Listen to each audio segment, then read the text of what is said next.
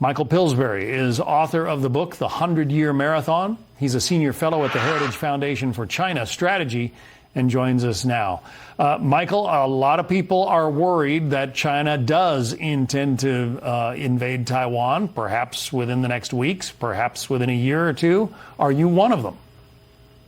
Yes, I'm worried, but this goes back 25 years when the Pentagon began to have its first war games to try to defend Taiwan.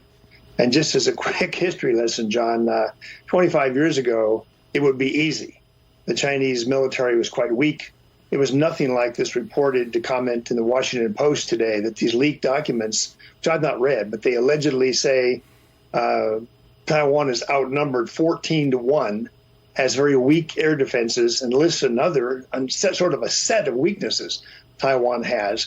This is only going to encourage Beijing to consider an earlier invasion than they might have had before. Usually, as you know, in one of these espionage or leaking trials, the Pentagon or the Secretary of Defense will tell the judge and jury just how serious the consequences of this leak may have been. In this case, it looks like this young 21-year-old could be the start of a war. Yeah. President Biden has said that the United States would defend Taiwan if it came under attack from China. In the past, there's always been sort of a walk the line strategy from American presidents. Do you think the United States would actually defend Taiwan? Well, in the 25 years of war games that I've personally been involved in at the Pentagon and elsewhere, what we find is that if we intervene early, if we can talk directly to the Taiwan forces, if we can take action in the first few days, then the chances go way up of an American Taiwan victory. China backs down because it sees that its forces are being sunk. It can't get ashore. What few forces it does get ashore get surrounded and attacked. That's the good news.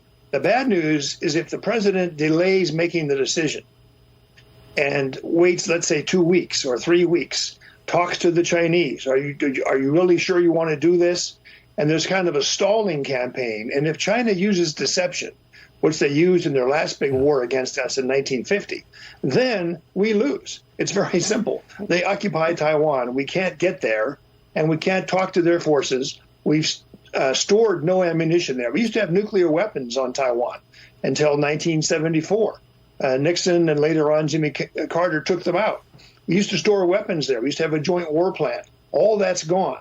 And what someone like Congressman Mike McCall is pointing out is China is violating the terms of our understanding and our diplomatic recognition.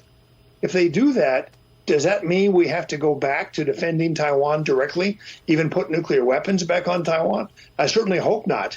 But this is what the Chinese are doing. They're challenging the entire framework of U.S.-China relations, and they're probably going to end up provoking our Congress to punish them.